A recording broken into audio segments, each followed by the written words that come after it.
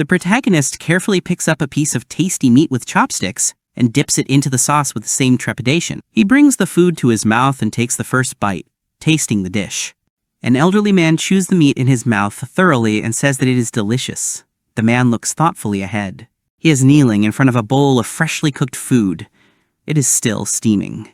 Not far from the protagonist lies a defeated dragon, with its eyes rolled back and its mouth open. Suddenly, someone approaches the man who is eating and addresses him as Lushel. The man looks at the person who called him in surprise, noticing him. The magical animal comes even closer to him and asks the man what he is going to do next. The protagonist looks at him with bewilderment in his eyes. The animal says that he has defeated a very large dragon and looks at the defeated enemy lying nearby. He pensively assumes that his father will finally acknowledge him. The old man turns his head up and looks at the sky in confusion. He remembers his father and is immersed in memories that took place 70 years ago. Before his eyes appears a large and very beautiful house, over which large black clouds have gathered. It is raining heavily. An adult man stands on the threshold of the house and is about to enter it. A little boy in an apron runs out into the street to meet him with a ready meal in his hands. The boy greets his father with a smile on his face and looks at him with admiration, handing him a tray with food and saying that he has made a pie. The boy wants his father to try his dish. However, the protagonist's father suddenly makes a sharp downward movement with his hand, thereby knocking the boy's dish out of his hands. Lushel is very surprised by his father's behavior. The man tramples his pie. The protagonist's father, dressed in beautiful armor, looks down at him with a piercing and cold gaze. He asks his son what he is doing and is interested in the reason why he does not practice with the ball or train in the mountains. Lushel presses his hands to his chest and is at a loss for words in front of his father, not knowing what to say and stuttering a little. An older man next to him stands up for him and says that Lushel's health has deteriorated, and that is why he allowed him to take the day off. Suddenly, the protagonist's father hits the elderly man who stood up for Lushel in the face with all his might. He flies into the wall with all his might and breaks through it, creating a hole in the wall with his body. The man asks him with cruelty in his voice why he gives him a day off when he is the head of the family. The main character thinks to himself about his grandfather with surprise, worrying about him. Then the man, turning his head to the side, addresses the woman who is holding a small child in her arms and standing not far from them. He calls her Ristina and says that this concerns her too. The woman is surprised. He says that as his mother, she should discipline him. Ristina is afraid of her husband and his words towards her. The woman hugs her small child more and more and tries to argue with him, saying that she did not give birth to him. She looks at the man and says with uncertainty and fear in her voice that for Strua, he is the only relative. He walks towards her with clearly bad intentions. The woman shakes with fear, and her child even starts to cry. Suddenly, the protagonist himself stands between Ristina and the protagonist's father. With a determined face, he blocks the father's path to the adoptive mother. The woman looks at him in surprise, and the small child clings to her chest, crying. The protagonist asks his father to stop with fear in his eyes because they are not guilty of anything. Lushel is forced to admit his guilt. The man asks him again, with surprise, whether it is his fault. He looks at his son emotionlessly and orders him to take the sword, and also says that it is time for a lesson. The protagonist is very scared and looks up at his father with confusion. His father is Yadamhov Tristan, the strongest swordsman in the world, the bearer of the title of the Holy Sword. He is the father of the protagonist. The man looks at his opponent, and with a quick and sharp movement, attacks him with his sword. Lushel manages to dodge his attack, causing his father to take the brunt of his blow on the trees behind him. He looks at Yaruma with determination and thinks about how he is Lushel Hove Tristan, and how he has practiced with his sword day after day as his son. The protagonist, making great efforts, tries to repel the hail of attacks that hit him with renewed force. He covers one eye due to the strong pressure of his father. Lushel learned not only how to wield a sword. The main character saw memories of a little boy sitting and reading many different books. His father taught him how to be a sword saint, hammering a bunch of knowledge into his head. Lushel learned everything that ordinary people learn in 20 years of their life. They continued to exchange new blows. Lushel again remembered how he lit a fire in the forest. He always worked as hard as he could at the age of 8. His father strikes, but the protagonist jumps up, moving out of the line of attack. Yoram looks at his son with anger and hatred. Lushel swings at his father from above with fury and determination. However, before he can deliver a blow, he falls to the ground, in front of Yars's feet.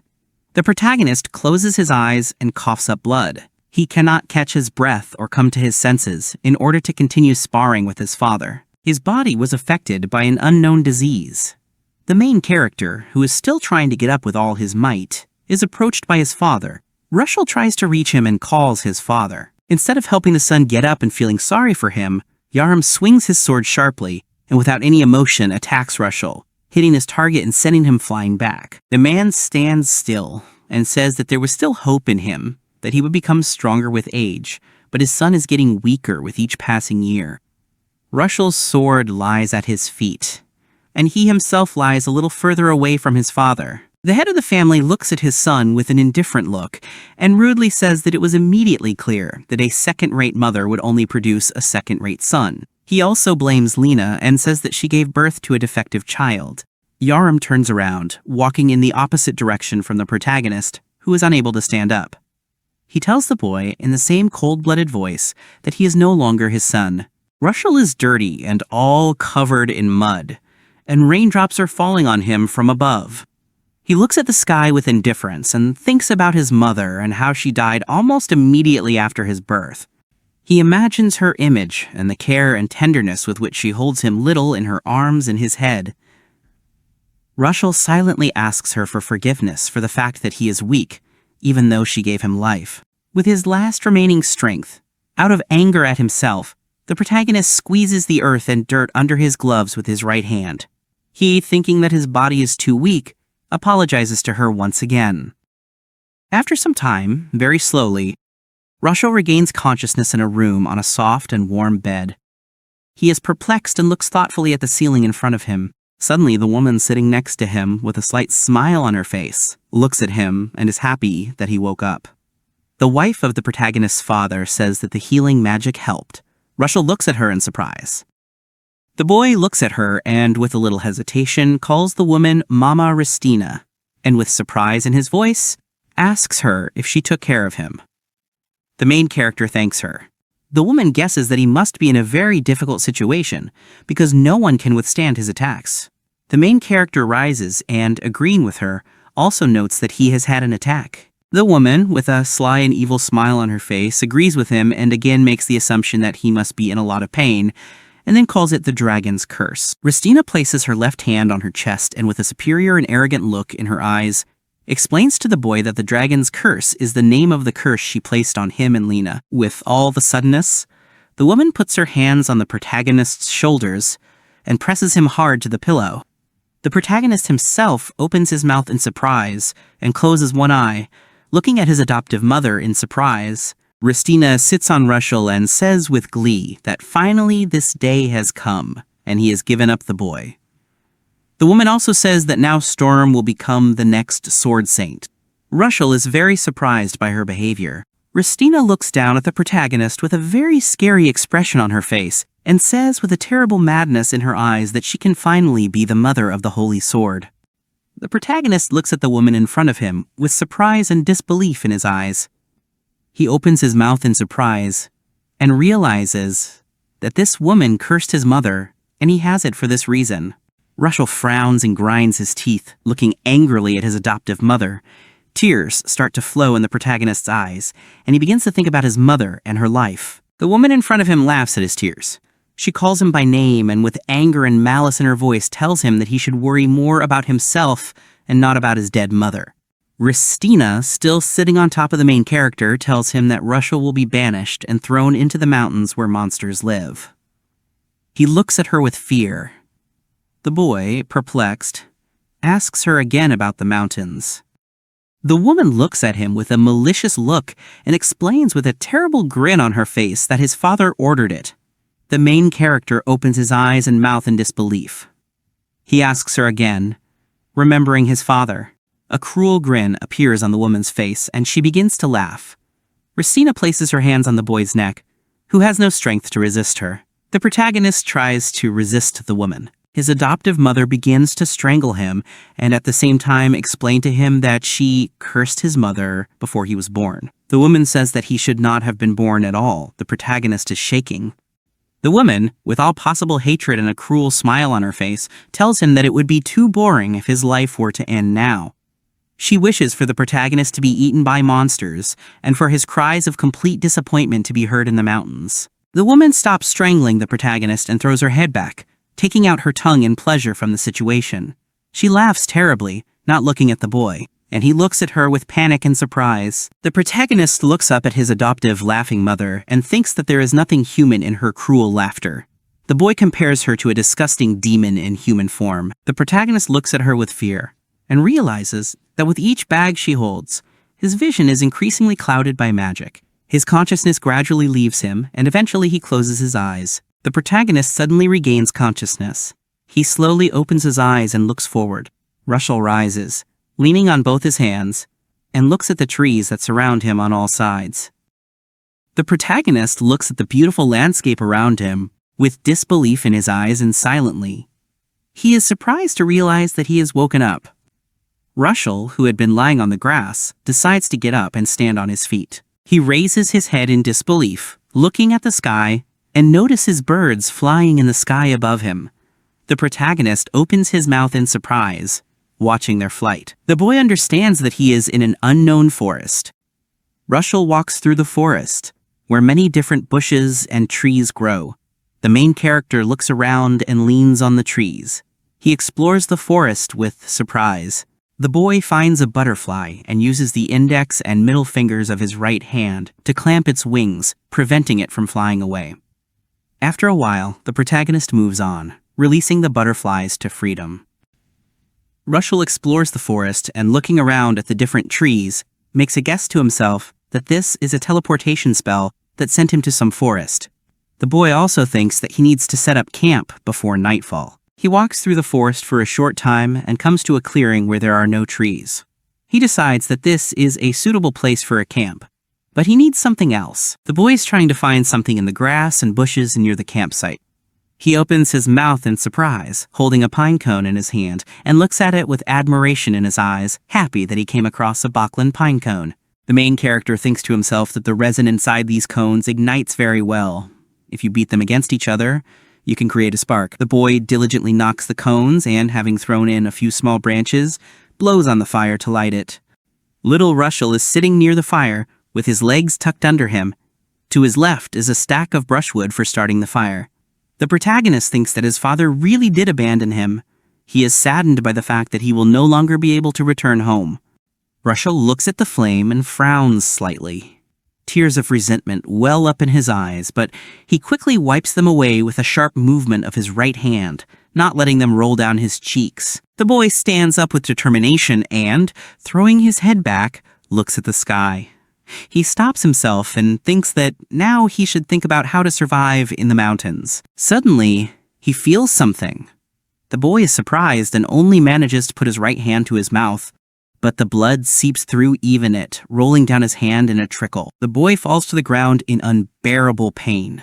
He wonders why the attack happened right now and coughs up blood, trying to cover it with his left hand. He breathes heavily and rakes dirt with his right hand. The protagonist says through pain that he is in great pain. Tears start to appear in his eyes. Lushel feels his whole body burning, and the boy thinks to himself that the pain and fever are stronger than usual. Lushel thinks he's going to die. His stomach rumbles greedily, and he puts his hand to it, spreading his fingers. Blood flows from his mouth, trickling down his chin. The boy squints his eyes as hard as he can and lies down in the fetal position, covering his stomach with his arms and legs. He thinks that this hunger is unbearable, and he needs to eat at least something. The main character laughs ironically at himself with the last of his remaining strength and reaches forward with a weak smile, thinking that even in such a situation he wants to eat. The protagonist is still reaching forward, crawling on the dirty ground and putting his right hand forward. There is something liquid in front of him, like water. He feels it with his hands. He doesn't understand what it is and wonders, but in a semi-conscious state he notices something that he felt, soft and cool. Lushel tears off part of the product and thinks that he doesn't care anymore. He holds an unfamiliar object in his hand and moves it closer to his mouth, and his mouth opens, then takes the first bite, and his eyes open in surprise. He blushes a little. The protagonist looks at what he just ate with eyes full of admiration and thinks that it is very sweet. His mouth waters with appetite and his face turns red. Lushel quickly begins to absorb the tasty delicacy. He thinks that there is also a slight bitter aftertaste, but it is pleasant to eat. Enjoying the taste, the protagonist closes his eyes with a new bite. The boy thinks of the cool and refreshing taste and compares the new treat he just encountered to jelly. He puts the last piece in his mouth and swallows it with pleasure. Lushel falls on his back to the ground and breathes out with relief. The protagonist, smiling, spreads his arms and legs in different directions and closes his eyes with pleasure. He thinks that it was very tasty. Suddenly, he realizes something and opens his eyes in surprise. The boy quickly assumes a sitting position and looks at his hands, bewilderedly saying that the attack has stopped. Suddenly, he turns his head to the right and moves his gaze from his hands to his new treat that saved him from the attack. The boy wonders in bewilderment what he ate. A slime appears before Lushel's eyes. He notices it and looks down at the little monster. The boy is very surprised and exclaims in surprise. He calls it madness and cannot believe that he ate slime. The main character looks menacingly at the slime and is silent, and then with a sharp movement of his hand, he pinches off a new piece of it, and also quickly takes a bite, swallowing it.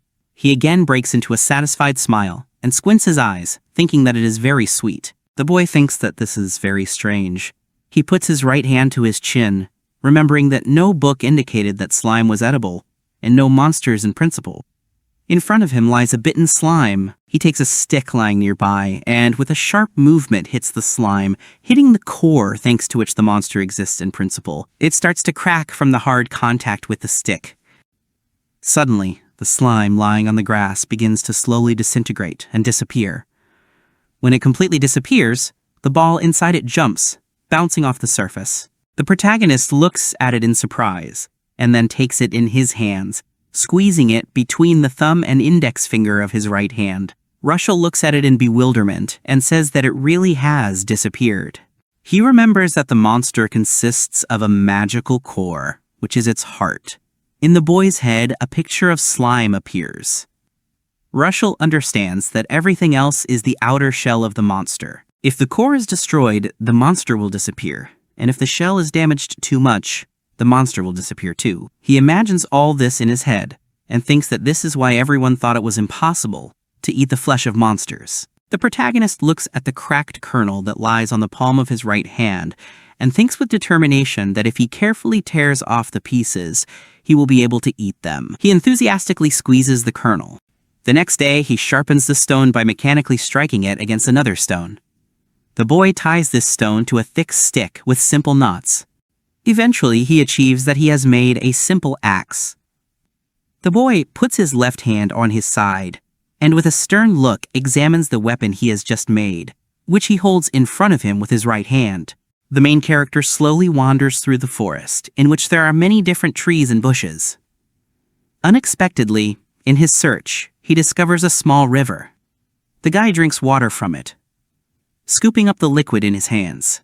Lushel wipes her mouth with her right hand from the drops of water left after drinking, and looking somewhere far into the distance, she thinks about how she will hunt today, and also look for edible monsters. Suddenly, he notices a slime next to him and looks at it. He aims with his hand movements to better attack his opponent, and eventually he grabs some of the slime with sharp lunges of his hands. Lushel holds the torn pieces of the defeated slime in his right hand, and holds another piece to his mouth with his left hand to taste it. The boy looks at the monster, who lies all bitten up not far from him. He thinks to himself that the easiest monster he can eat is slime, and that way he can curb his hunger. However, he realizes that he needs something other than sweetness. His stomach rumbles in discontent, and he grabs it with his right hand, expressing his annoyance. The protagonist picks up an axe and thinks that he is going hunting anyway. The boy looks at the tree in front of him and grabs its trunk with his hand. He chops down a young tree with a mechanical movement using a homemade axe. When he finishes his work, Lushel begins to scrape the tree trunk with a stone, thereby wanting to obtain a thin material for making rope. He raises the new weapon in front of him with joy in his eyes and looks with enthusiasm at the bow that he just made with his own hands. Lushel is happy that the bow is ready and touches its bowstring a little. Now he needs to make arrows from branches and bird feathers. He makes a couple of arrows and thinks that this is enough. After that, he sits down in the numerous bushes and thinks that he needs to wait for prey. The main character waits in ambush for a long time in front of a beautiful river from which he recently drank water and thinks that at any moment the enemy may appear. However, after some time, no one comes. Suddenly, the main character, with surprise in his eyes, notices a doe with a fawn in front of him. He rejoices at his future prey. The mother bends her head to the river and begins to drink water. Lushel tries to aim his bow as best as possible and is about to shoot the animal, but is surprised to suddenly notice something, and stops. The doe also notices the same thing, and while her baby is drinking from the pond, she suddenly rushes away, trying to dodge the attack, but someone's claws grab her by the flesh. The protagonist looks up and opens his mouth in surprise as he sees a large bird using its claws to carry the animal up into the air. A small child watches from the ground. Lushel realizes that it is a black raven and watches the predator leave. He thinks that these monsters not only carry off deer, but also tigers. The boy takes the bow in his hands and aims, thinking that now he will become prey. The boy quickly releases an arrow from his homemade bow. The attack hits the target and wounds a large black bird. It caws in pain and surprise, and releases the deer from its claws. The protagonist coated the tips with the juice of the tilkogi grass, and as a result, a paralyzing poison was obtained. The boy watches as the bird stops and releases its prey from the ground. He hopes that everything worked. Suddenly, a black raven gradually closes your eyes and begins to caw loudly. The large bird slowly falls down. The boy opens his mouth in delight and widens his eyes, exclaiming with joy. After some time, the main character makes his way through the forest and finally finds the bird he had defeated some time ago, which lies on the ground and continues to croak. The boy makes a small fire, and standing next to the defeated bird, which has finally fallen silent, thinks that his hunt was successful. But now he has a problem. The boy looks at his enemy with tension on his face and thinks that he knows how to cook the bird because he learned to cook it, but it will carry damage to his body. He understands that if the damage is too severe, the entire raven could disappear, which means he needs to do all this while he is still alive. Lushel hesitantly picks up the axe. The bird, with open eyes, looks at the boy. The protagonist begins to peer into her gaze. He looks back at her with a contradiction in his soul, which is reflected in his gaze, and frowns. Lushel, with determination, blindfolds her with a thick rope in several layers and tightens a strong knot. He asks the monster for forgiveness. The protagonist begins to gradually pull out the black feathers of the bird. The boy thinks that guilt is normal. He takes the axe in his hands and, looking at his prey, says that he is truly sorry. Lushel begins to cut the monster's flesh. The protagonist thinks that he needs to eat it, or else he will have no future. The boy frowns and tears well up in his eyes from the feeling of guilt before his prey. Lushel puts in all his efforts and tries for a long time, simultaneously sighing heavily due to fatigue and stress. The main character finally finishes the work and looks at his result. The boy holds a piece of the monster he defeated earlier in front of him. Lushel, with surprise on his face, is happy that he succeeded and was able to get the fillet. He pushes the fillet aside and looks with some disappointment at the cracked core left by the stricken black raven. The boy notes that this is all the raven could stand. Lushel, with a joyful smile on his face, places a piece of meat on the ground in front of him and says that the feathers and meat he got from it are still here, and also thanks the monster for this. The boy looks with admiration at the fillet lying on the ground and tries to cover his eyes with his hand from the glow that seems to be coming from the meat. He says that this meat is very beautiful and compares it to amethyst. The protagonist wonders if this meat is edible and thoughtfully rests his left hand on his chin, looking at the fillet. He thinks that the grass is harmless to people, but he is more concerned about the meat itself. The guy realizes that he learned that slime is edible by accident. Suddenly, he notices something in front of him and looks in surprise. In front of him appear two deer that he had seen before near the river. Lushel cuts off a small piece of meat and throws it towards the animals. He thinks that the deer sometimes eat meat. Part of the fillet falls in front of the deer, and they begin to sniff out the food the boy gave them. The animal starts chewing the meat, and nothing happens to it. The deer go back into the forest, and the boy turns around and concludes that the meat is edible after all. First, he seasons it with rock salt he found near a stream. Then he puts a couple of pieces of meat on a homemade skewer and roasts them over a fire he recently made. The main character gets delicious fried meat. He looks at his culinary masterpiece with admiration and is already drooling over the freshly cooked meat. Lushel tremblingly brings the skewer to his mouth and, with his eyes closed in delight, takes his first bite. The protagonist slowly chews the fried meat and immediately breaks into a smile, thinking that it is very tasty. It's so elastic it seems to resist when he eats it.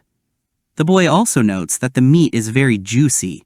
Lushel swallows another piece and thinks that it melts in his mouth and is much more tender and juicy than chicken. The main character closes one eye and throws more and more pieces of fried meat into his mouth with pleasure. He got so carried away with the meat that he even forgot that it belonged to a monster. The boy falls to the ground with a tired sigh, his mouth wide open. He spreads his arms and legs to the sides and notices with pleasure that he has eaten his fill and that he hasn't stuffed his belly like this for a long time. Skewers lie next to him. The protagonist thinks that he hasn't had an attack all day, and now he can sleep for hours. Suddenly, he hears a voice that tells him that he has gained night vision. The boy jumps up in surprise and opens his mouth in surprise, exclaiming in surprise and wondering. The protagonist opens his eyes wide and looks ahead, towards the forest. He arrives in great bewilderment, looking at the trees and noticing that he sees everything very clearly. Lushel touches his eyes with his right hand and, not believing it, thinks that this is his skill. The boy remembers that skills are special abilities that are different from magic. They all enhance a person's physical abilities. They can be obtained through rigorous training, as well as through trials in the church. Lushel continues to look at the trees and bushes in front of him with surprise. He thinks about it, considering it strange because he has not trained. Suddenly, his eyes widen, suggesting something in his head. The protagonist is perplexed and looks at his hands. The boy confidently assumes that this happened because he ate the monster. It's possible because he heard that there are edible herbs that improve the skill. He assumes that the same thing works with monsters. The boy understands that a strong body means that he can survive here. He clenches his fist tightly and thinks that with a healthy body, maybe his father will be able to accept him. Lushel lifts his head up and tells him that he needs to move forward. Thus began his exploration of monsters and survival in the mountains. A beautiful forest and mountains around it. A hole is visible in one of the trees. The main character uses a stone to draw a couple of stripes and then crosses them out on the wood. It's been a year since he came here. Lushel still holds that very stone in his hands and yawns deeply, covering his mouth with his left hand. He's managed to survive so far. He lives in a forgotten hollow of a wood-boring bat.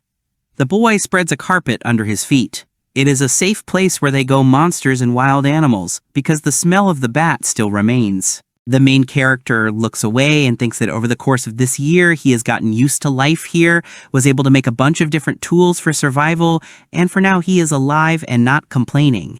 The attacks stop when Lushel eats the slime and suggests that maybe one day he will be able to lift the curse forever.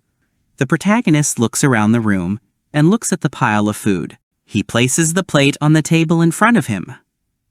Today, for breakfast, he has the remains of fried fish and quail eggs, as well as wild vegetables that grow near the water. Lushel takes the fish that is impaled on a skewer in his right hand and brings it to his nose, inhaling the smell of fried fish that he will now eat. He is alive and well and has an abundance of good food. However, all this is starting to bore him. The boy eats his breakfast with disappointment on his face. No matter how tasty the food is, even it starts to bore you when you only eat fried food all the time. He pulls his legs up to himself and clasps his head in his hands, burying it in his knees. The boy thinks that if he had a pot, he would be able to cook a variety of dishes. He gives the example of a stew. So he tries to make himself pots or pans, but he couldn't do anything with the fireproof leaves, and nothing came out of the clay. The protagonist recalls his previous unsuccessful attempts. Lushel thinks that he has one last option left, and sadly tilts his head to the side, crossing his arms. Suddenly, he hears a strange sound outside his home, and, wanting to know what it is, carefully looks out of the hollow. The boy looks down and turns his attention to the animal below. The protagonist watches the ant with surprise, which makes strange sounds. Lushel thinks to himself that this is an iron ant. The guild has given this monster an E rank. The boy is the size of a large dog, and his chitin is as strong as steel. He believes that this is a dangerous opponent that is difficult to deal cutting damage to. The main character continues to carefully look out of his house, looking down. He thinks that the monster is alone here, which means he is a scout, and if there is a scout here, then the ants want to move the anthill. The boy understands that if they move the anthill here, he will not be able to live here, and grabs a nearby weapon. He pulls out a stick with a sharpened end in front of him and apologizes to the monster, saying that he needs to get rid of it. The protagonist steps forward and, holding his homemade weapon above his head, jumps out of his house, smiling as he says that he has been looking for this ant for a long time. The boy lands on his feet near the monster, who notices him. Lushel yells at the iron ant to look at him and hits a nearby tree with a stick. The monster looks at him angrily. The ant is rapidly approaching him. The boy starts to run away, realizing that the ant is about to attack him. He shouts that the monster is too slow, but it continues to pursue him. The main character has been running up and down the mountain for a year now. He has become faster and stronger, and has also collected all the useful magical herbs. Thanks to them, he increases his running speed. The boy turns around, looking at the monster behind him and remembering the plant he ate earlier. He thinks about how bitter the grass was. Suddenly, his foot trips. He loses his balance and falls to the ground, screaming loudly in surprise. The monster behind him continues to run towards him. A moment later, it jumps on him, preparing to attack. Lushel first looks at the enemy with fear in his eyes, and then decisively exclaims and jumps to the side, leaving the line of attack of the monster. The protagonist lands on one of the tree branches and grabs the rope. He pulls the rope down, saying that now is the time, and jumps to the ground, still holding the rope. The ant falls right into the boy's trap and ends up in a homemade bag. The main character calmly lands on his feet and, looking at his defeated enemy, is glad that he was caught. The iron ant tries to get out and continues to make strange sounds. The boy approaches the trap and says that this is the web of a forest spider, a D-rank monster, and that it won't bite through it so easily. Memories of this monster pop up in his head. The ant is still trying to get out of the trap. The main character also shows his spear, and says that it is made of the horn of a homogeneous beaver and can even pierce steel. Now he remembers this monster. He smears chilkogi grass on the end of his homemade spear so that it can paralyze him, and with a quick lunge delivers a stabbing blow to the unarmed enemy, exhaling lightly. He lowers his weapon and, looking at the enemy, waits for the herb to take effect. After a while, the iron ant stops making sounds, and Lushel reaches into the bag, saying that everything worked well. To gather what he needs, he wants to use a knife made from the teeth of a toothy mouse. The boy closes his eyes and apologizes, saying that it will be over quickly. A year has passed, but he still feels guilty when he does this. He plunges the knife all the way in, and with a look of concentration on his face, says that if he damages him too much, he will disappear. He has to do everything quickly and carefully. Lushel smiles slightly as he starts to succeed. Finally, he gets himself a bowl and says that it can be used as a pot. He wants to take the rest of the parts, because iron is useful. You can also take his oil, which he secretes from his mouth. The protagonist, with uncertainty and pity in his eyes, says that it is time to say goodbye. He wants to end the suffering of the iron ant, and with a quick movement, strikes with a knife. The monster disappears, leaving behind only a cracked ball. Lushel folds her hands in a grateful gesture and closes her eyes, expressing her gratitude to the ant. After a while, he takes the bowl he recently made and says it's time to try it out. Lushel scoops up water from the stream and makes a small fire. He holds the new container over the fire, watching the water in the container. Suddenly, he is surprised to see a couple of bubbles appear on the surface of the water. The boy looks at the boiling water with admiration in his eyes. He exclaims loudly and joyfully, raising his hands up. He is happy that nothing is leaking or breaking. The boy lifts the pot up and says with joy in his voice that the pot has been received. Now he can cook what he wanted for so long. In his head, he imagines many different dishes that he can eat. The main character is happy and says enthusiastically that now he can cook a stew. The protagonist says that he already has what he wants to cook and reaches into his bag for something. He takes something out of it and reveals an object previously wrapped in grass leaves. It turns out to be baby boar meat. Baby boars are E-rank monsters that resemble normal boars. They are essentially B-rank monsters that have not yet grown up giant boars. At the same time, Lushel imagines the monsters in her head and herself in comparison to them. Often, baby boars walk close to giant boars, so they are difficult to get. However, thanks to a trap that the boy set, he managed to catch one in a net. The protagonist takes out a knife and says it's time to cook with a smile on his face. He has already prepared the meat in advance and seasoned it with salt. First, he is going to cut the meat into cubes. Then he puts them in boiling water for a few minutes to get rid of the smell and excess fat. After a while, he drains the used water and pours in new water. He adds slime gel and odor-eliminating seasonings, tossing them on top of the cooking stew and covering it with a homemade lid until it's fully cooked. After a while, the main character, holding the lid with a glove, lifts it and looks at the dish with eyes wide open in admiration. His meat is ready. Lushel looks at the piece of meat and notices that it looks very tasty and is literally sparkling. He carefully puts one spoon into his mouth and chews the food carefully. After a while, he closes his eyes in delight because the food is so delicious. He can't even describe how great this meat is. The mucus gave it a sweet taste, and the delicious meat juice just fills his mouth. He continues to eat the delicious meat and says that he has fried this meat before, but the smell was disgusting. Here there is no smell and the taste is great. After a while, the bowl is completely empty. Lushel leans back, resting on his arm, and thanks for the food, noting that he is full. He looks forward with admiration and says that today was a busy day and the food was delicious. He also notes that he collected a lot of materials from the ant, and there are a lot of herbs that he only read about in books. He likes collecting food and materials from monsters. He thinks that life in the mountains is not so bad. Lushel stretches with pleasure and thinks to himself that it is time for him to go home. The boy walks through the forest towards his home, carrying provisions on his back, with the help of a bag. However, when he returned home, he realized that he had relaxed too much. The protagonist is amazed and looks ahead with surprise in his eyes. He sees the destroyed tree that served as his home. He runs up to his former home in confusion. They say that this is his home. Lushel climbs up and checks all the food supplies.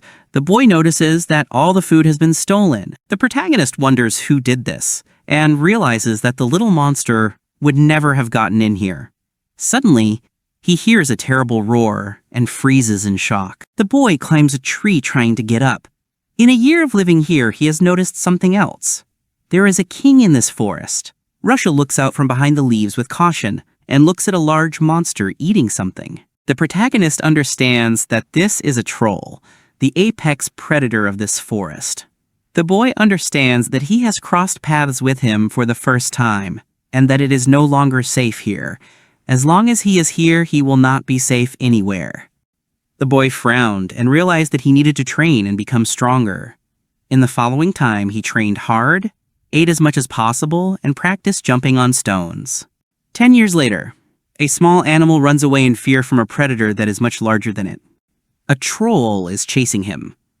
The little animal turns around and notices that the monster is preparing to attack. At the last second, the animal is saved by a young man. He holds it by the scruff of the neck and says that it was close. The young man puts it in a bag and asks it to sit in his bag for now. The young man takes the sword out of its sheath and says that he has been training for 10 years for this. He turns to the troll, the king of this forest, and stands up. He says with determination on his face that today is the day he will take his throne. The protagonist, with determination and belligerence on his face, rushes towards the troll, who is also ready to attack. They cross their weapons and glare at each other. Due to the monster's great strength, the protagonist is thrown back, but thanks to his skills, he lands successfully, sliding his feet along the ground. Lushel frowns, looking at the monster. He is amazed by the troll's strength and acknowledges his status as the king of the forest. The monster looks at him, and the protagonist then decides to use magic. He moves his left hand back a little and concentrates. Lushel releases a firebolt from her hand, which rushes at full speed towards the troll. The troll, trying to shield himself from the attack, blocks it with his left hand, but is distracted by her. Lushel takes advantage of the fact that the monster has lost attention, and with the help of a sword, he delivers a quick, cutting blow to his side, but you immediately notice that it is not deep. The young man thinks that it doesn't matter, and casts a fire shot in his right hand again, attacking his opponent again, and why does he repeat the same attack again and again in the same way? After a while, the entire area around them is burning with bright flames, and both the monster and the guy are still standing on their feet opposite each other. The main character notices that it is quite hot here. Suddenly the monster starts concentrating, and the guy notices his strange behavior. Suddenly, the troll opens his mouth and shows a big, long tongue. The main character immediately reacts to this. Trolls have poorly developed sweat glands, so they are sensitive to heat. They stick out their tongues to regulate their body temperature. The protagonist immediately pushes off with his feet, jumping forward. He thinks that their tongue is their weakest point. The young man cuts off the monster's tongue in a jump, and it falls to the ground. The young man thinks to himself that trolls become slower when they are hot. The monster screams loudly in pain and gets even angrier. Blood drips from his mouth. The troll is furious and rushes at the protagonist. He understands that he has run out of options, and so he decides to eat him. The guy is completely calm and indifferent. He calls it a great try. The monster grabs him in its hands, but it turns out to be a shadow doll. Lushel is already behind him and swings to strike. What the troll grabbed was just an illusion. The protagonist uses his X-ray skill and looks at the monster, seeing its structure from the inside. The young man, with a serious expression on his face, cuts through its flesh with a slight movement of his sword, striking. Monsters are different from other creatures in that they have magic circuits in their body that direct magic power throughout the body. When a large supply of magic power begins to leave the body, it becomes difficult to maintain the body. The troll first writhes in pain, and then disappears completely. The protagonist calmly lands on his feet and looks in surprise at the core, which disintegrates into pieces. Lushel joyfully raises his hand up and shouts that he succeeded. He says with a smile on his face that it was not in vain that he trained for 10 years and the king of the forest was defeated, and victory is his. Suddenly he hears some growling from behind his bag. The protagonist remembers the little animal he had put there earlier and, quietly exclaiming, asks for its forgiveness, opening the bag, from which a small animal immediately jumps out. The little animal gets very angry and growls at the guy. The young man squats down and realizes that it is Curl's kitten. He thinks to himself that the little animal is cute. Lushel says that he saved it from the troll and asks him not to be angry. Suddenly, the little animal bends into some strange pose. The main character worries and asks him with excitement in his voice what he is doing. He hears the rumbling of the little visor's stomach, which is squinting. The protagonist realizes that he is hungry and says that he can cook something for him. The young man turns around and notices the troll's tongue, which he cut off some time ago. The young man picks him up off the ground and tells him that he looks disgusting. But it was thanks to this kind of food that he got a whole bunch of different skills. Memories of how many times he cooked the food flash through his mind. After some time, the main character manages to cook a real steak.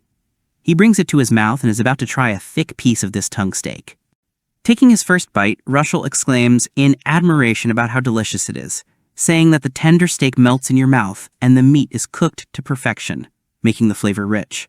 He holds a couple of pieces up to the animal and asks if it will eat. He carefully tastes the meat, licking it a little. His eyes open with enthusiasm, and he quickly begins to absorb the food. The guy laughs kindly and asks him if he likes it.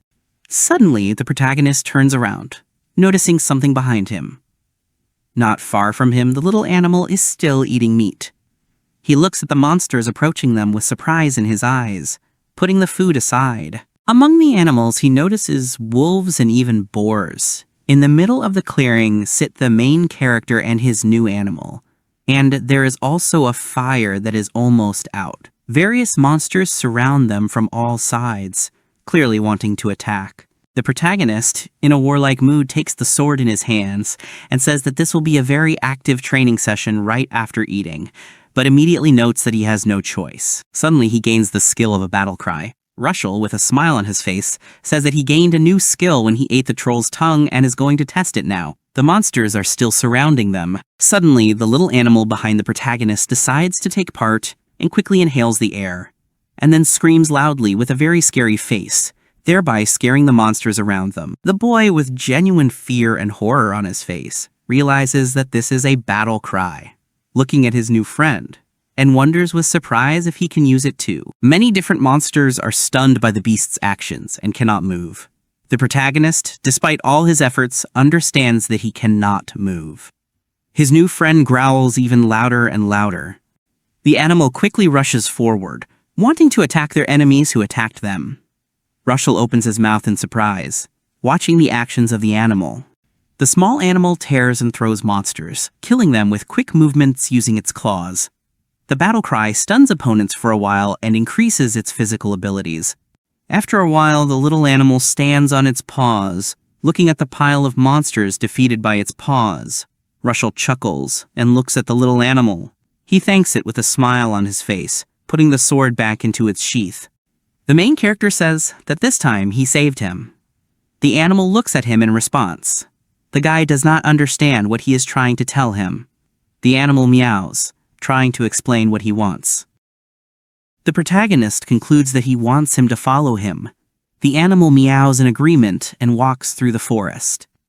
After a while, they come to a clearing and Lushel looks ahead in surprise. The young man notices traces and struggles of large monsters and examines numerous craters located on the ground. Suddenly, the protagonist notices something and looks at the animal next to him. The same one brings him a stone in his teeth. Lushel is surprised because he understands that it is a magic stone. He sinks down on one knee to be closer to his friend and makes the assumption that his parents fought with this troll. In this case, the main character understands that the animal is also alone, like him. The young man strokes his friend's head between the ears with care and trepidation. He covers one eye. A memory appears before the protagonist's eyes, in which his father tells him that he is no longer his son. The animal looks at Lushel's face with surprise. He himself does not notice how he begins to cry. Tears well up in his eyes, and he wonders in surprise. He has become noticeably stronger in these 10 years, but his father would have killed him without relying on magic. The boy tries to wipe the tears from his eyes with his left hand. His new friend cheers him on, trying to support him.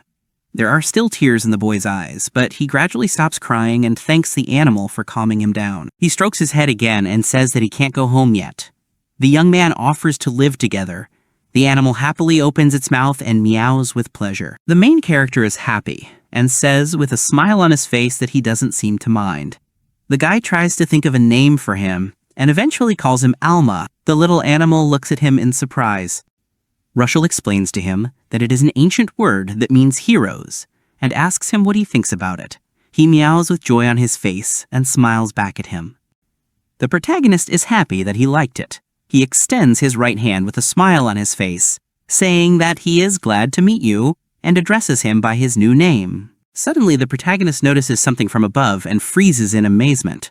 He, like Alma, looks up. They both see a large and powerful dragon flying above them. The protagonist covers his face with his left hand because of the strong wind and exclaims in surprise to see a dragon. He knows that dragons appear once every few years. The dragon does not pay attention to them and continues to fly forward. Dragons are so strong that even trolls hide in their holes, and if trolls are the kings of the forest, then dragons are the masters of the mountains. Lushel watches the dragon fly away and wonders if his father will recognize him if he kills the dragon. The young man does not take his eyes off the monster soaring in the sky. He says with determination in his eyes that everything is decided and raises his sword up, pointing it at the sky, or more precisely at the dragon flying across the sky. Lushel says belligerently that he will kill the dragon. Then, the main character and Alma go back to the forest. Thus, 60 years pass. An old man walks through the forest, on whose belt a sword is visible. Next to him walks a large and terrible monster. In front of a large rock, Alma asks Lushel with a grin if he is sure of his decision. The old man asks him if he is scared, clearly laughing at his friend. He replies negatively and says that he just thought that his back might seize up. The animals look at their comrade with a smile. The main character parries his joke and says that he has gray hair all over his fur. Lushel throws his gray head back and closes his eyes, remembering how sweet he was. His youth comes before his eyes. The protagonist thinks that in 60 years his friend has become very daring. Alma uses telepathy to apologize to him for being so impudent. The old man asks him not to use the skill to read his thoughts, because he believes it is very important to trust each other, and asks if he understands him. Suddenly they both notice something. The protagonist addresses Alma, but he understands him without words and simply agrees. The old man looks up with tension in his eyes and prepares to draw his sword from its sheath. The friends see an enraged dragon rushing towards them from afar. Lushel does not remove his hand from the sword and says that its flame melts even stones. He asks his friend to be careful. He reciprocates and asks for the same. The dragon approaches them at a fast pace, flapping its large wings. Lushel looks at his enemy with fury in his eyes and says that their opponent is the strongest among dragons, a great dragon. The monster prepares to recreate the attack, and after a moment, with a quick movement, breathes a huge column of fire at Alma and Lushel. They remain calm and peaceful. Alma uses telepathic communication to contact her friend. He understands her instantly and simply agrees with her. Alma opens her mouth and is about to attack the dragon. The beast produces a huge white beam that comes out of its mouth. The dragon's destructive flame collides with Alma's bright beam halfway through, and both spells are stopped. A smoke screen appears, blocking the dragon's view of the battlefield. A moment later, when the smoke clears, the dragon sees Lushel in front of him, about to attack him with his sword. To defeat him, the main character forged a sword that took about 60 years to make, the Dragon Slayer. He quickly pulls his sword out of its sheath and is about to attack his enemy immediately. The protagonist strikes the enemy from above downwards, cutting the air with his sword. The dragon quickly moves away from the blow and looks at the old man in front of him with anger and fury in his eyes. He waves his tail and uses it to strike the main character. He lands on his feet without any problems and continues to look at his opponent. The dragon towers over him menacingly. The dragon twists and kicks with all its might at the place where the main character landed earlier. The old man loudly shouts to Alma that the dragon is sitting down and looking at him. His friend looks at Lushel in response and says that he understands what he means. The beast immediately uses his own skill, and the dragon's paws are immediately covered in a crust of thick ice. Alma uses her ability and casts ice shackles, which causes the dragon to gradually become covered in thick ice, freezing it right down to its wings. The beast tells his old friend that the dragon cannot move for now. The protagonist immediately rushes forward, preparing to launch an attack with the ball at their opponent. Lushel squats down for a more effective throw during the attack and grabs the sword with his right hand, preparing to draw it from its sheath to wound the dragon. The main character also uses his skill of a flurry of blows, and a real hail of blows of the main character falls on the dragon. Many of his attacks fall on different parts of his body. The protagonist silently addresses his opponent and asks how he feels about Lushel's attack. The dragon looks askance at his enemy, who attacks him. At some point, the dragon manages to catch the old man, and he uses his eyes to do so. The man looks at the dragon and falls for the trick it uses on him. The man exclaims inwardly, and realizes with annoyance that he has made a mistake. He notices a change in his body, and their enemy is not going to stop, and wants to continue attacking him. Alma, with concern in her voice, addresses Lushel by name and fears for her friend and his life. At the last moment, he protects the old man from the dragon's attack, and he gratefully exclaims his name. Both friends land on the ground quite successfully. The beast, without looking at him, asks him if he is okay. He answers positively. The old man looks at his friend and says that he believed that he would save him. Alma's face turns bright red when he hears his friend's words. Because of his friend's praise, he asks him with an embarrassed voice why he suddenly decided to say it so abruptly. The old man looks at the dragon standing in front of them with concentration in his gaze, and thinks to himself that he told the truth, because without Alma he would already be dead. However, the main character's thought that if his father were here he would win alone does not leave him. Lushel and Alma again go on the attack on their enemy, the great dragon, who also intends to fight them. The old man attacks the dragon with his sword and thinks that his father was faster. He dodges the attack of the great dragon and thinks that his father was more agile. The thought of his father does not want to leave the protagonist. He constantly thinks about him. Memories from the distant past flash through his mind, in which the protagonist's father looks at him with a terrifying gaze and addresses him, calling him inferior. Suddenly, the old man puts his sword forward and notices that the dragon is about to perform another attack. The monster opens its mouth and a column of bright light begins to come out of its mouth. The protagonist agrees with his father's words and thinks that he is truly inferior to him. The protagonist, despite the dragon's attack, is going to counterattack him. Alma, with concern for her friend in her voice, shouts loudly to the protagonist, addressing him by name. The dragon looks ahead with surprise in his eyes and is amazed at what he just saw. Lushel's clothes were slightly burnt, but he managed to leave the fight almost uninjured. The old man sits on one knee and covers his face with his right hand. It took him 60 years of training to defeat just one dragon. The protagonist says that he got the skill of heat resistance because he ate the meat of a firebird for 60 years, so the dragon's flame won't take him. The old man looks at his opponent with determination in his eyes. The dragon is very surprised by such a skill of his enemies. His eyes are wide open because he is amazed. The monster suddenly spreads its wings and soars upward, trying to escape from them. He and his friend look up at the dragon, trying to escape. Alma says with anger in her voice that she can't let him, and Lushel finishes the conversation for him and makes it clear that she won't let him escape. The man soars upward using his flying skill. He thinks he is still far from his father, but he has been training hard for 60 years. The old man quickly gains altitude to catch up with his opponent faster.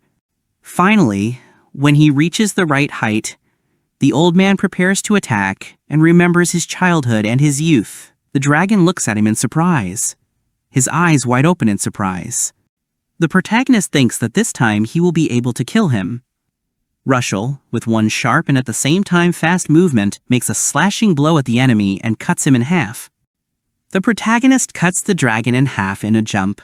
It freezes for a second, unable to comprehend what happened a moment ago. The monster coughs up blood and falls to the ground, landing behind Lushel, who lands successfully on his feet. Alma runs up to him with a cheerful expression and happily says that they did it. The protagonist does not show any emotion and only dryly agrees with his friend's statement. He says that they have killed a great dragon, and looks at the body of the monster, lying belly up on the ground. The beast stands next to him and also looks at the defeated enemy. The protagonist believes that before it disappears, the meat needs to be cut off. He wants to cut it up right now, and is already getting all the materials he needs for this. Alma agrees with her friend. An elderly man approaches the fallen dragon and touches its scales with his left hand. Lushel turns to the great dragon and, closing his eyes, folds his hands in front of the dragon's body in a pleading gesture. The protagonist sincerely thanks him for his meat, and then proceeds to process his meat. He cuts up pieces of flesh, uses his sword to clean the meat from scales, and cuts up pieces of meat. After a while, the protagonist exhales with relief and wipes the sweat from his forehead with his right hand. He has finished his part of the work and looks at the finished result. The man says it looks delicious as he looks at the large amount of raw meat left behind by the dragon. Alma happily raises her upper paws and says his mouth is already watering. Finally, he offers to take it home and finally start cooking. His friend agrees with him. Alma asks the old man how he will cook it. The beast immediately presents a couple of examples in the form of a steak or a hamburger. He is also not at all against eating meat completely raw. The man says that he has been eating steaks for 80 years and they make him sick. He would like something new.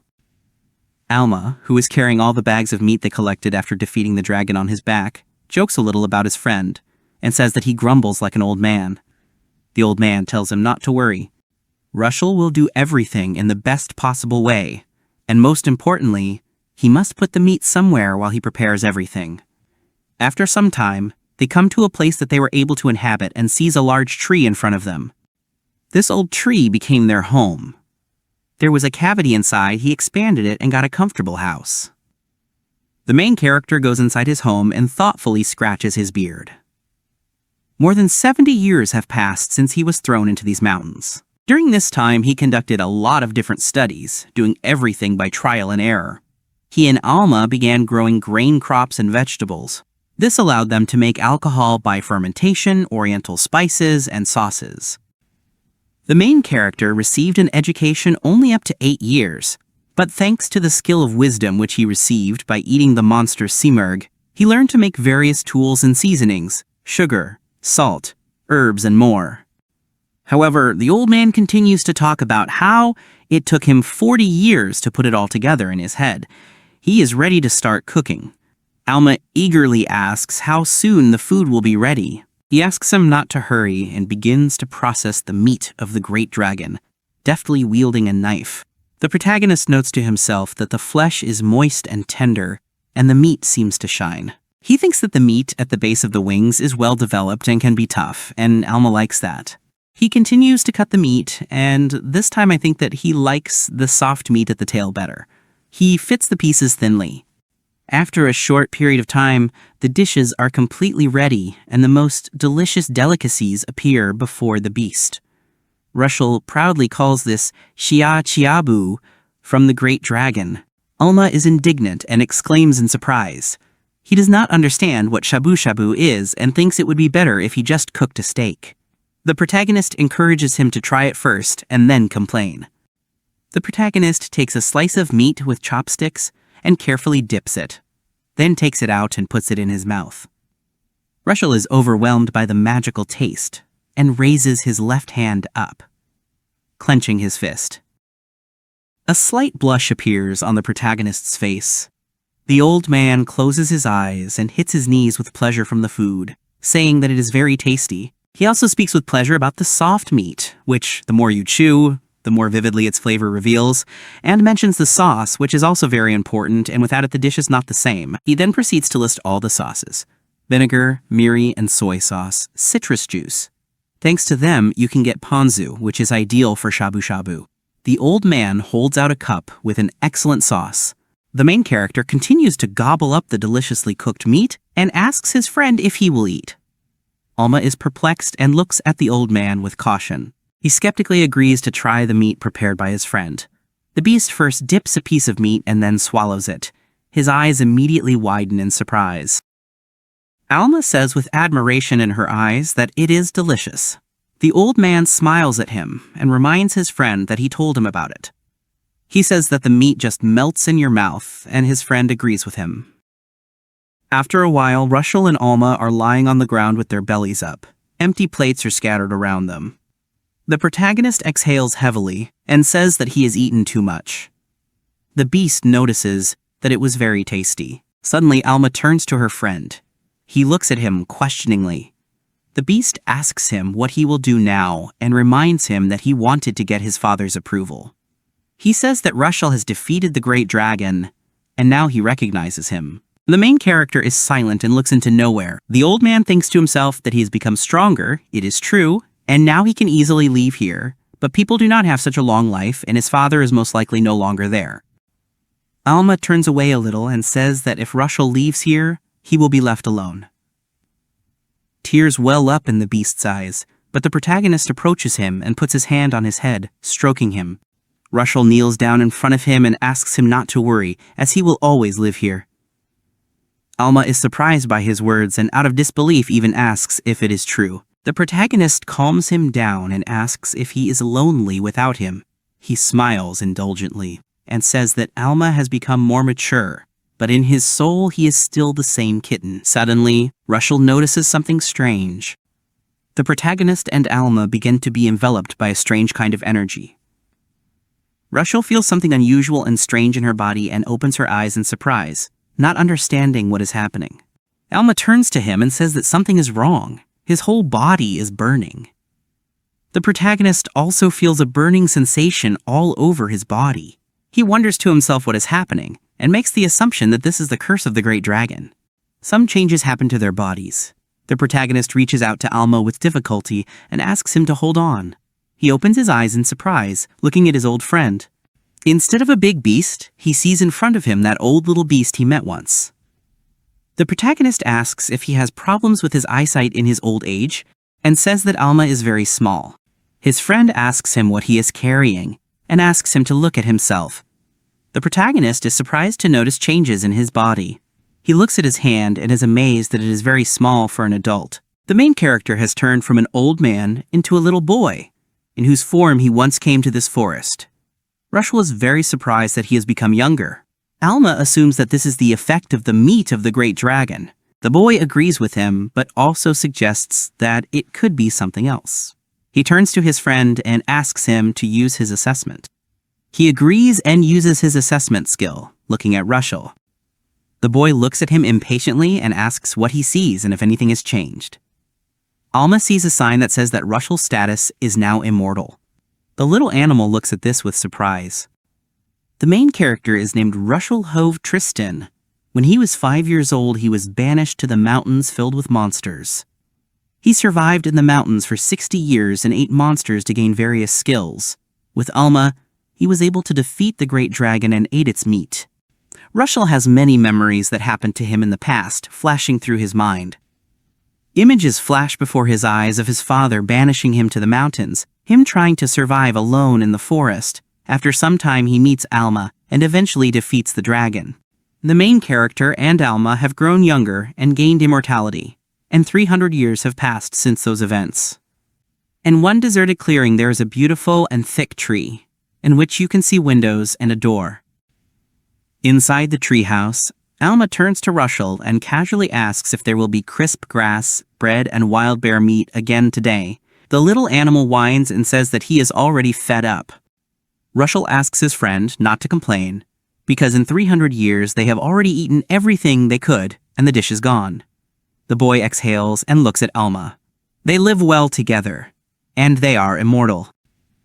Sometimes Lushel and Alma quarrel, but mostly they live in perfect harmony.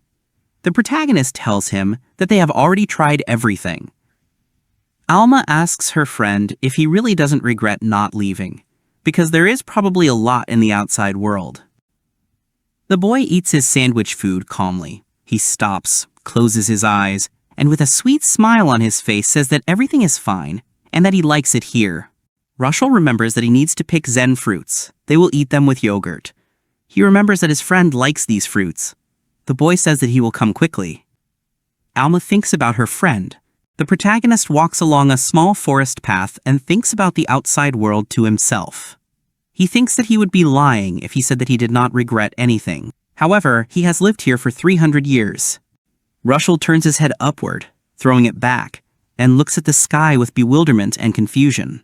He wonders if he can find a place for himself in the outside world. Suddenly, the protagonist notices something next to him. He recognizes this feeling and wants to know what it is. The boy hides behind one of the trees, peeking out a little. Lushel opens his eyes in surprise, looking ahead. He sees people in one of the many clearings and is very much surprised by this, his mouth open. 3 people are sitting next to a girl who is lying down, who is clearly wounded. The protagonist wonders where the people are from, especially 4 of them, and does not understand why they are here because it is not so easy for people to get here. However, after a short period of time, he calms himself down and says that it does not matter. One of the guys addresses the girl lying down as Mildy and asks her to hold on. He turns to the other girl with a frightened expression and asks if there are any healing potions left. She regretfully replies negatively. The protagonist watches all this and realizes that she is injured. He wonders what to do. He does not have to interfere with this, because they may be hostile. The thought flashes through his mind to leave, because they will be eaten by monsters anyway. Lushel clenches his right fist with all his might, finally making a decision. He can't leave them like that. The protagonist emerges from the bushes, hesitantly trying to find words, stuttering. All the people in the clearing are very surprised by his presence here. The man who spoke before is amazed that there is a child in this forest. Another girl asks where the child could be from. The protagonist, with even more uncertainty and confusion in his voice, asks them if they are wounded. The people in front of him are perplexed by him and his words. The young man wonders what he said. The girl quietly whispers that it is something like an old-fashioned manner of speech. The protagonist is at first surprised by her words, and then remembers that 300 years have passed. He thinks that if he pulls himself together, they will understand him. The boy reaches into his bag and quickly takes out a small round ball, handing it to the strangers. Lushel says that it is medicine and they can take it. The girl asks again about the medicine and asks what it is. The protagonist understands something that they do not trust him logically. He assumes that if he says that it is made of mucus, they are unlikely to take it. The protagonist eats another similar thing, putting it in his mouth, and says that there is nothing dangerous about it. The others want to resist, but the young man interrupts them. The guy says that mildew won't last long, and they have no choice. They are forced to take the medicine. The girl next to him turns to him in surprise as a leader. The young man hands the girl some medicine lying on the cloth and tells her to eat it.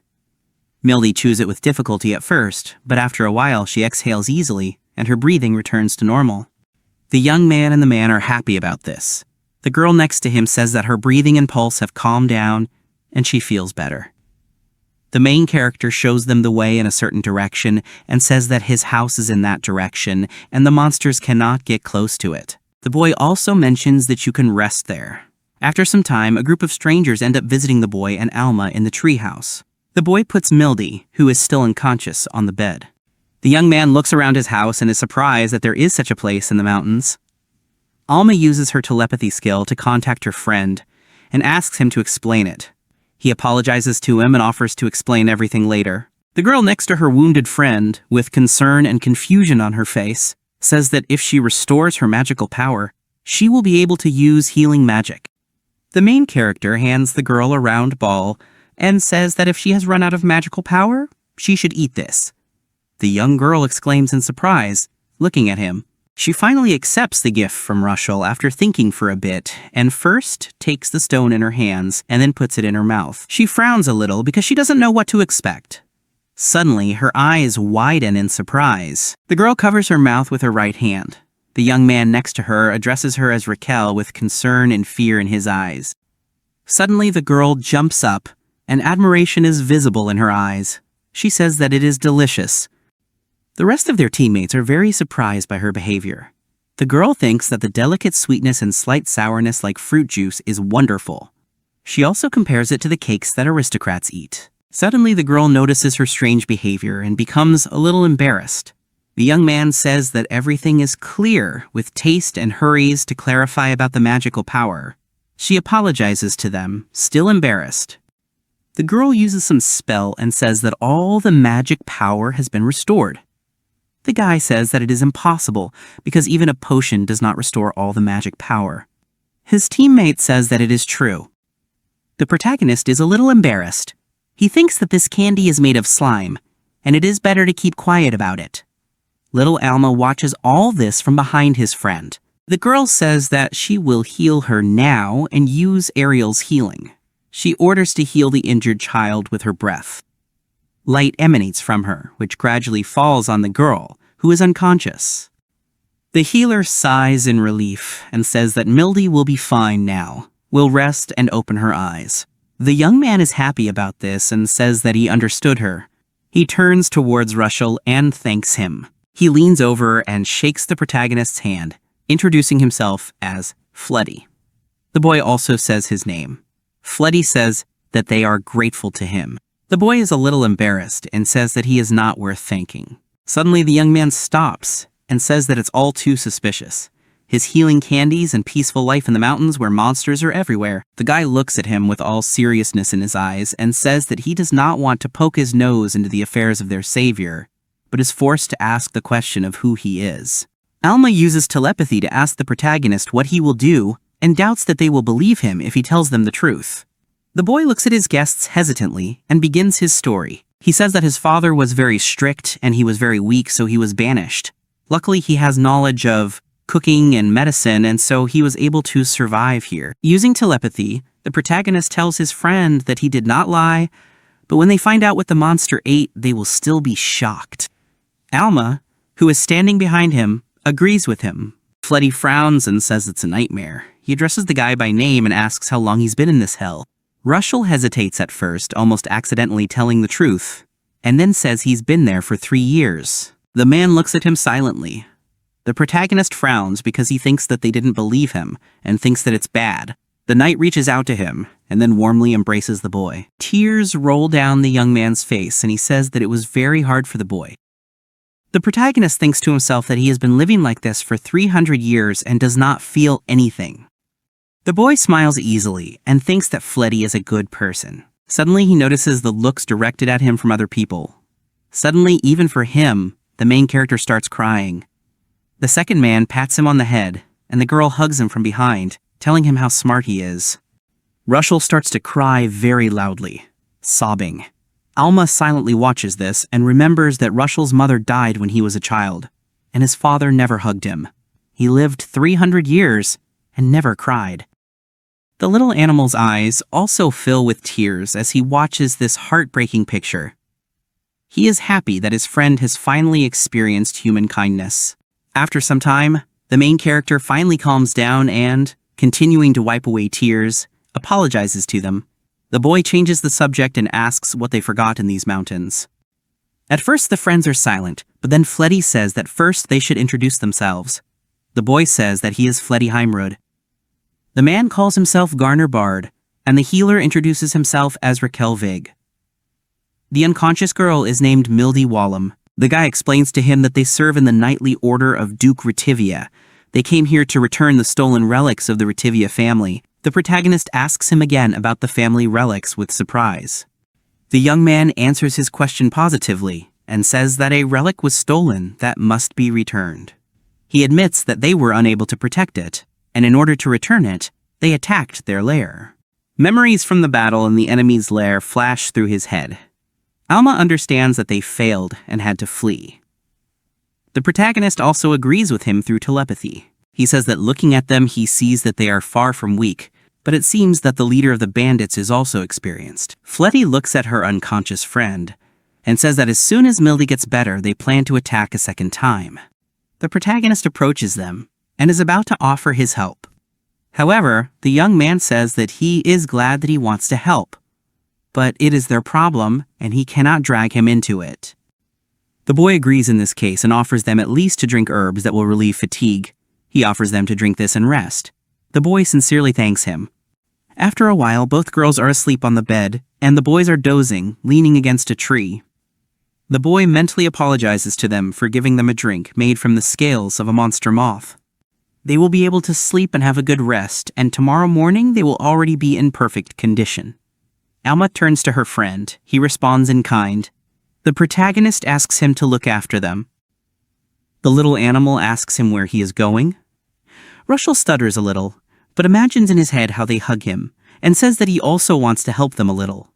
Alma, with a smile on her face, says that she understands and asks him to be careful. The boy agrees with him and thinks about using the skill he got from eating the cloud elemental. The main character quickly flies up and already at a decent height from the ground uses the Black Raven skill, which gives him night vision. The boy hangs in the air and looks at the horizon. He sees a road and realizes that people began to live even here after 300 years. He puts his hand forward and thinks that this is where Fletty and the others came from. The boy uses the rabbit ear skill to detect the presence. After a long distance, the boy finally notices the bandits and is happy that he found them. He listens to their dialogues with the help of the skill, and understands that, judging by their conversations, these are exactly the same bandits who fought with his new friends. The protagonist unexpectedly lands next to the enemies. The men are clearly aggressive. One of them asks who he is. Lushel asks them not to be offended, and says